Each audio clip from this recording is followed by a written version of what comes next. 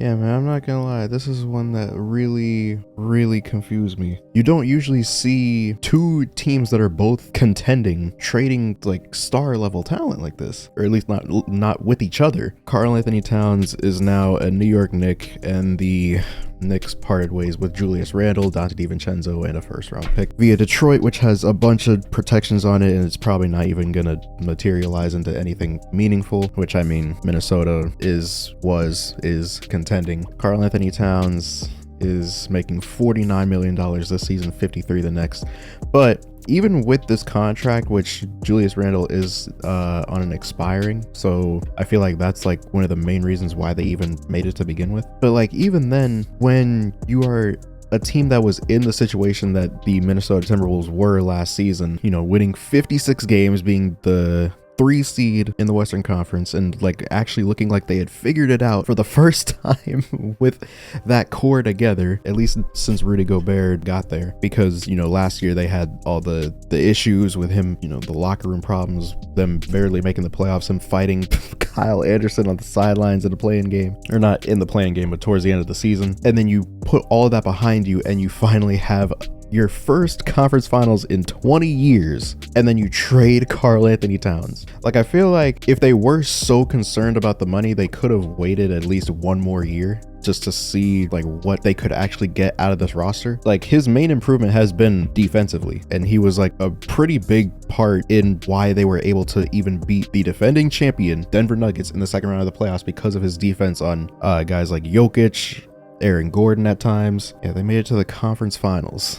Karl-Anthony Towns, who was going to be the highest paid player on the team, but this is a contract year for Rudy Gobert, essentially. I mean, he's probably going to pick this player option up because nobody else is going to offer him $47 million. And then Anthony Edwards, who's under contract. This is, you know, when his max actually kicks in. So after this season, you do have a lot more financial flexibility, especially now when replacing this 49 with the 28, I think that, yeah, 29 that Julius Randle is about to make. But when you're talking about, again, teams that are in a position to be able to actually compete, especially one that you've like spent so long trying to get back to this point, I just don't understand. I feel like that's a situation where you just gotta like take the 205 on the chin, because you're like, bro, we have like a legitimate shot here. Even going beyond this, basketball wise, you're about to have a starting lineup with Julius Randle and Rudy Gobert as your front court depth, which is fine, but it's not the level of floor spacing that Cat was providing for you. In the last 3 seasons, Cat averaged 23 points, 9 rebounds, almost 4 assists, basically a block, 40% from 3, which is like one of the biggest factors in why they were able to even run double bigs in the first place, was because of his floor spacing. If he couldn't shoot, running double bigs would have been crazy in 2024, like for someone that is like such an offensive non-factor in Rudy Gobert. So now you're replacing this 40% three-point shooter with Julius Randle's 31 last season though. They're going all in on Nas. I mean, I feel like trading for Julius Randle to bring him off the bench is kind of crazy. Like, I understand you wanting to go all in on Nas Reed, but you're now benching Julius Randle. And so I'm curious to see what kind of issues that is also going to have.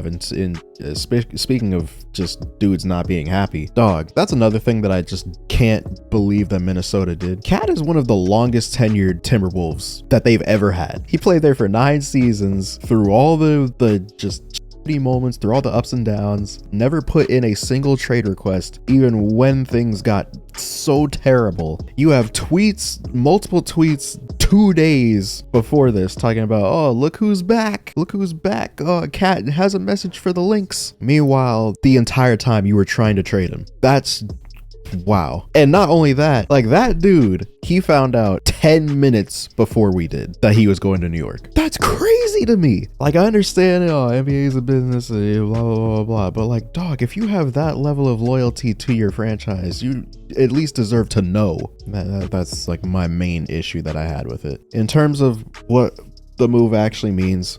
The Timberwolves now have Julius Randle. Whether or not they start him is up in the air. It's under my assumption that they wouldn't bench Julius Randle for Naz Reid, but if they do, you have to consider the possible repercussions and what he might think of that, especially being an all-star last year. But yeah, you get Julius Randle, but also you get Donte Divincenzo, which I feel like is going to be a really good pickup for them, but I don't feel like I even know if he's going to be starting either, because when you think about what the Timberwolves lineup is going to look like, it's going to be Mike Conley, Ant, Jaden McDaniels, Julius Randle, Rudy Gobert, maybe Naz Reid in this spot, but Donte Divincenzo is probably not going to start. And so now you have to consider what he's going to think about that as well. I don't really know, especially a player like Donte that had the season that he just had. Donte DiVincenzo hit 283 three-pointers last season.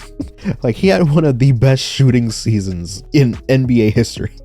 Statistically, 40% from three on almost 9 attempts a game, while giving you also just great defense. And even then in the playoffs, he had, I think, like two 30-point games. Yeah, a bunch of 20-point games, two 30-point games, one of them being almost 40. That was the last game against Indiana. There were literal reports that said Donte was not happy with his role this season because he was coming off the bench.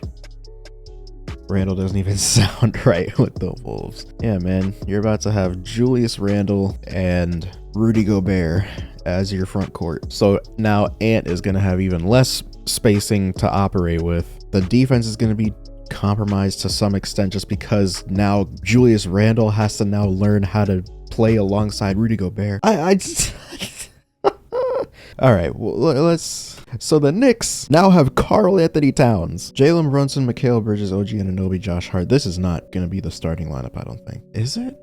Damn, I didn't even know. God, bro, trading Donte actually did a lot for their depth. That's actually crazy. But I do think that once Mitchell Robinson is back and healthy, I think they are going to try to experiment lineups with like him and Cat. In terms of which one of these, I think it's Josh Hart that's going to be moved back to the bench, which, I mean, it's where he usually is anyway, so there shouldn't be too many issues there. Jericho Sims is also going to be possibly a decent option, but I mean, obviously you'd want Mitchell there. They don't really have that much depth per se outside of this other than like Precious, but this starting five is going to be a huge issue for anybody in the NBA, especially defensively. Mikal Bridges, OG Anunoby, Josh Hart on defense. I would be a little bit concerned about some of the spacing. I think that Mikal is going to take care of at least some of that. Losing Donte is going to be huge for spacing for the Knicks, because you have Josh Hart, who is average to below average usually on at 3-point shooting, unless he's playing the Sixers. OG Anunoby, same thing. Or I feel like while OG was like a really good 3-point shooter last season by percentage, I feel like it was pretty inconsistent. Yeah, like he would have 4 for 9, then 1 for 4, then 2 for 9, 2 for 4, 7 for 13, 3 for 8, 1 for 6. So yeah, so like it was pretty up and down, but he still finished as like a really good shooter. So yeah, so really the only like questionable shooter that you have in that starting five is going to be Josh Hart. This is another thing that I just can't wrap my head around. Why do teams keep making these types of like franchise altering decisions 1 week before preseason starts? Like, I don't understand like why we keep doing this. Dame to the Bucks happened literally on the exact same day last season, September 27th. If Mitchell Robinson never got injured, I don't think this trade would have happened. I mean, I feel like they would have traded him at some point. It just wouldn't have been for Cat. That's another thing. Like, how, like, the trade that actually does eventually get Julius Randle out of New York is for Karl-Anthony Towns, after dudes kept saying that his value was neutral at best. I feel like people are banking so hard on the financial flexibility aspect from Minnesota, which, I mean, it is true. But my thing is, like, what is stopping Julius Randle from just picking up his $30 million next season? Hopefully he has a decent year so they can pack him up for something good. This is a huge gamble. Like, even with the financial flexibility and you basically just taking a gap year, This is a huge gamble because you're not even sure what you're gonna be getting back for him because you don't know what his value is gonna be a year from now. The problem is just the problem is not that they traded Cat like in this specific scenario. It's the fact that they traded him for Julius Randle. Like that's the part that I just cannot get over. Puts up the three, way off. Not a lot of urgency. There's no way that that's the first one that comes off.